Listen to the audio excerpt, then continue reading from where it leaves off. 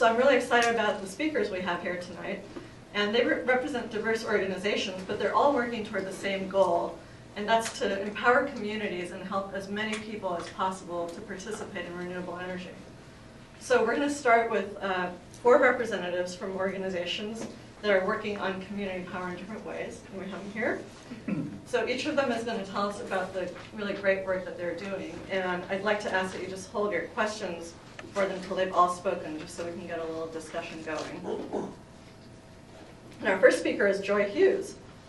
Joy is the founder of the Solar Gardens Institute, which is our main sponsor for this event tonight. And she's also the CEO of the Solar Panel Hosting Company. She's worked before on the Mars Global Surveyor, the Human Genome Project, and at Apple Computer. And she's been active in the nuclear disarmament, forest protection, and climate movements. So she's going to tell us about the Solar Gardens Institute and the community power models that it facilitates. And the organization has several missions. It's to educate and learn from the public about community solar, to promote good community solar policy at the federal, state, and local levels, and to help local organizations organize, develop, and manage community-owned solar projects, and really has the overriding mission of making clean energy affordable and available for all. So I'll turn it over to Joy with that.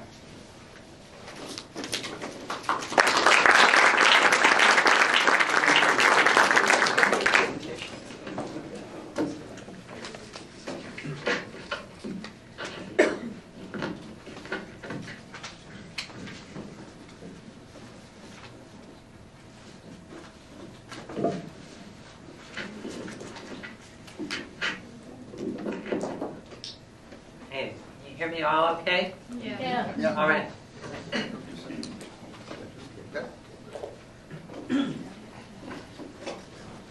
I want to tell you all a little bit about this series of events that we've been doing around the country. Solar Gardens Institute has put on, this is the 4th of 4 events. First one was in Boston, Llewellyn Lambros, in New York City with Ilana Bowman, and in Omaha, Nebraska with Bryce Miller, and now here in San Francisco with Rosanna.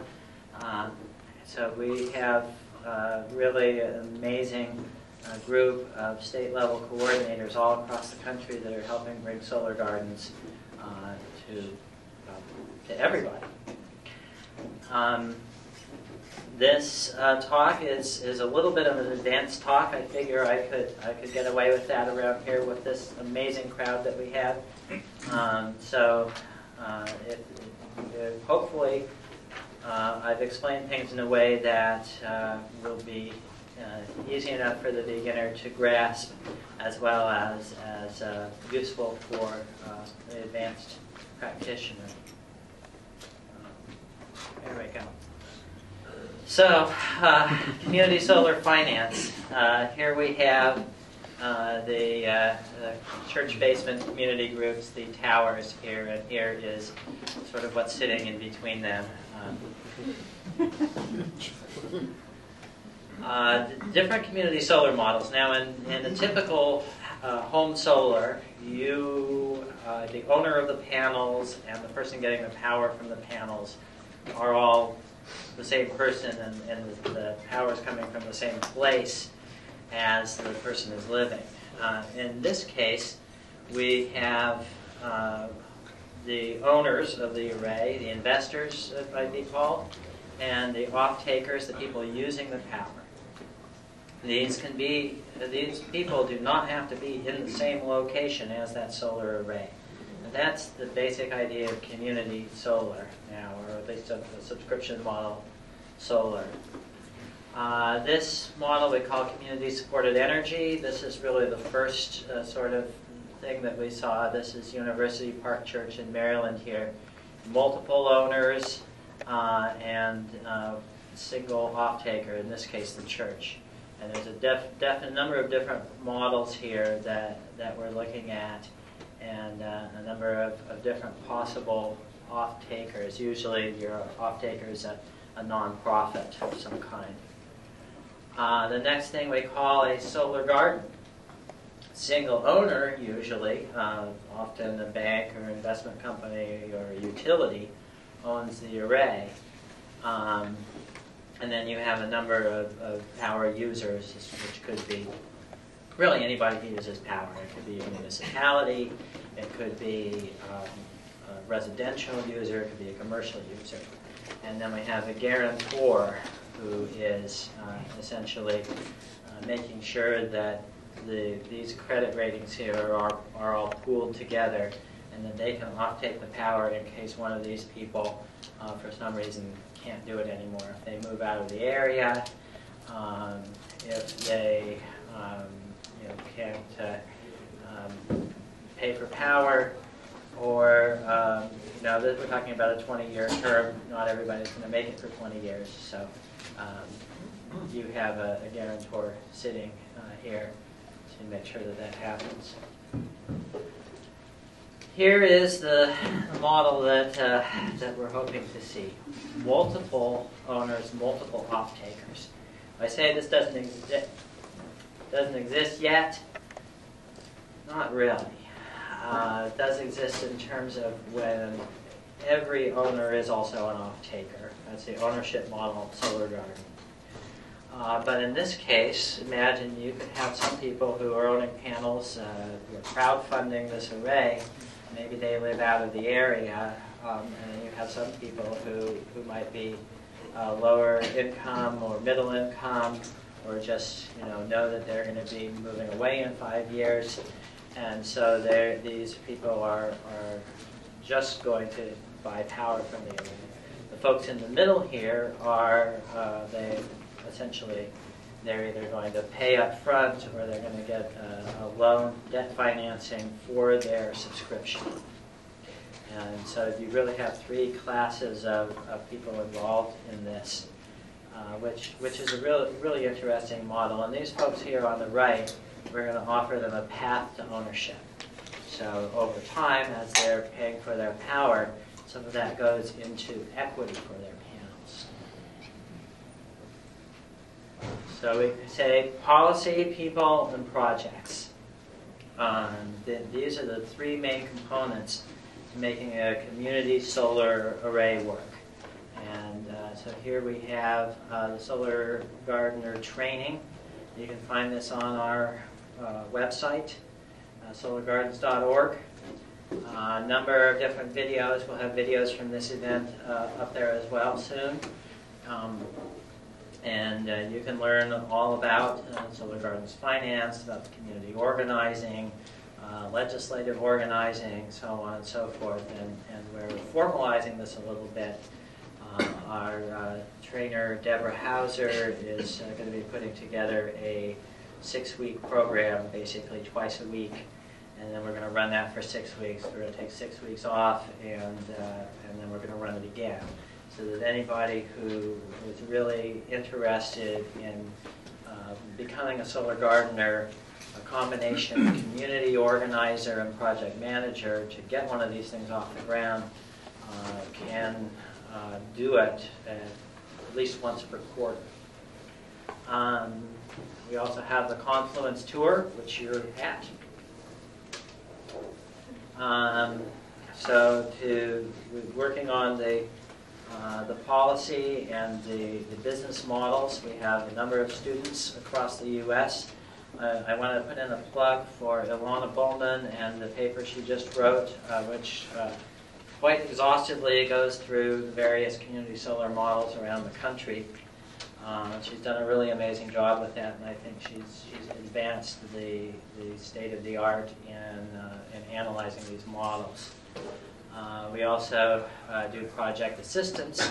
This is a site out in Aurora, Colorado, way out on the plains to the point where you're looking actually back west at Denver International Airport. So it's way the heck out there.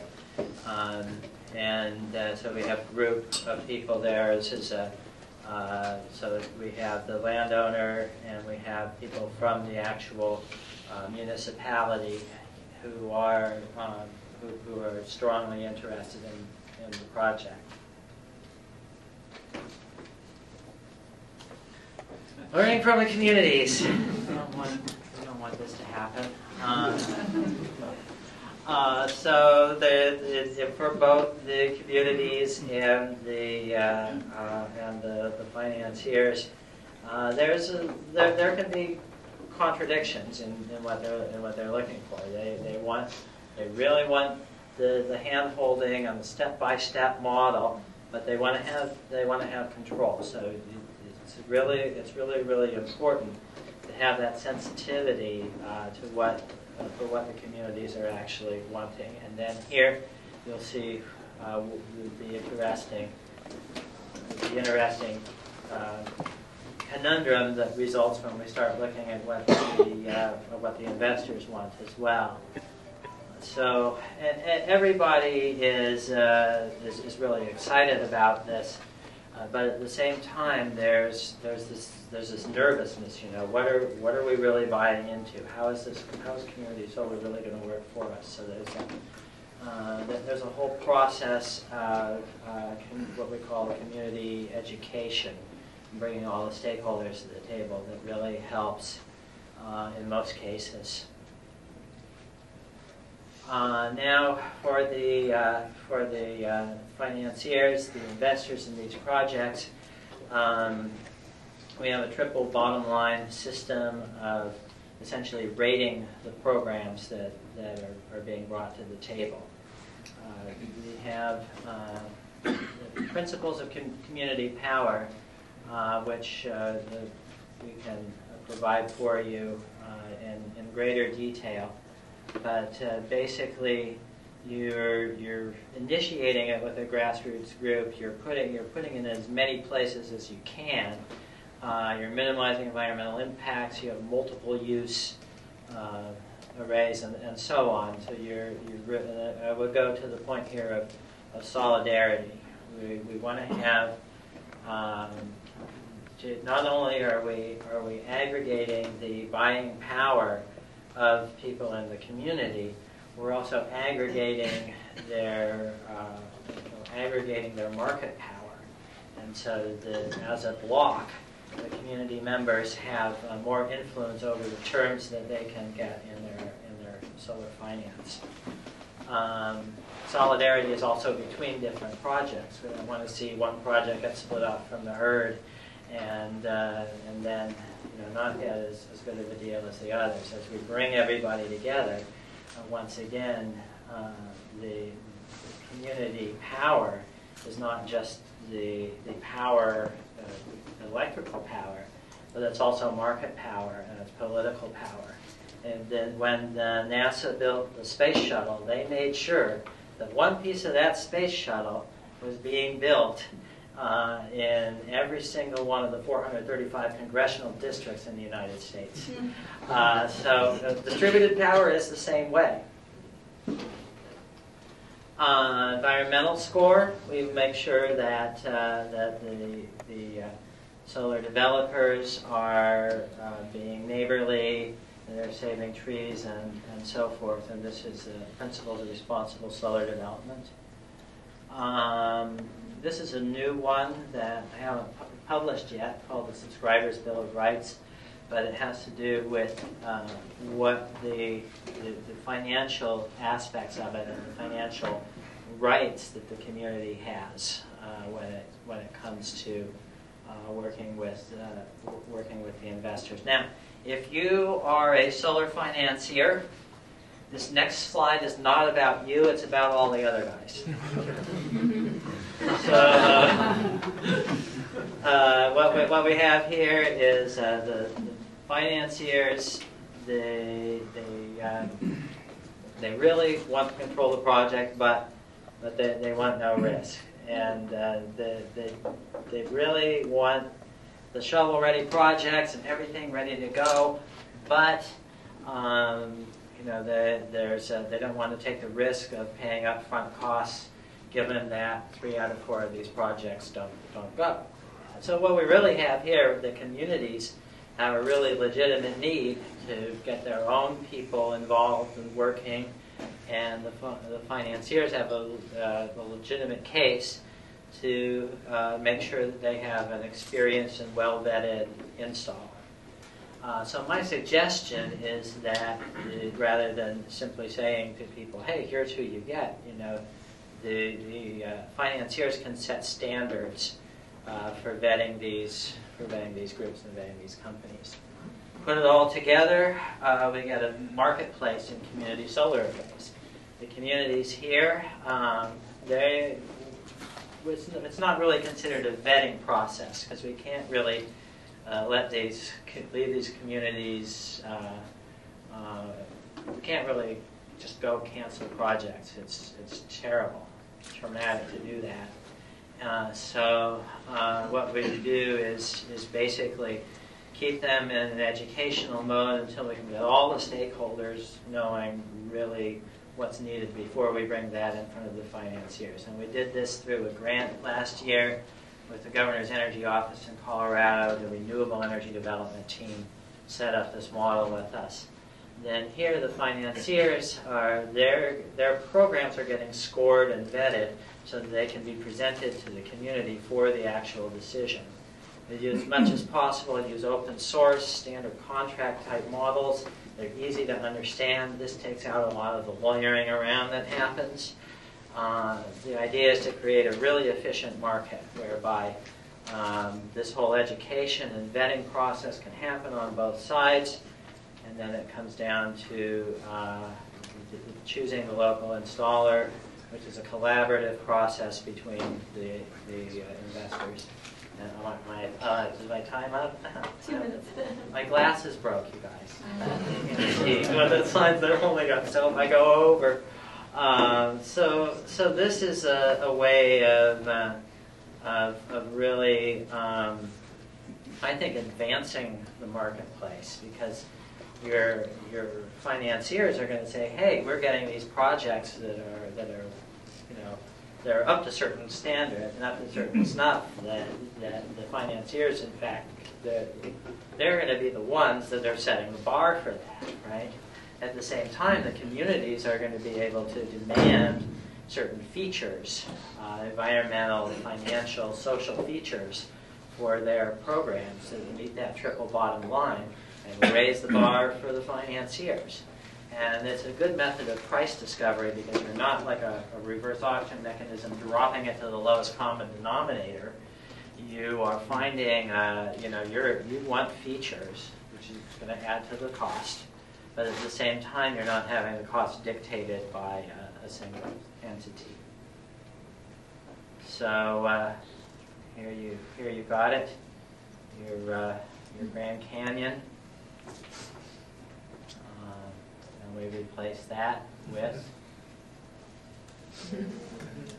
our gardener shaking hands with our business person here. I bought that picture online. It cost me $5. Thanks, everybody.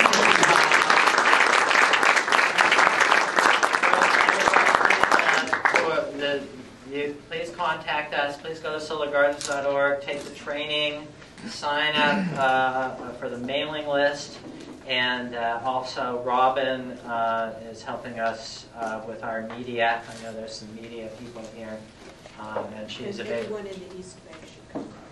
And East Bay, she is solar gardening for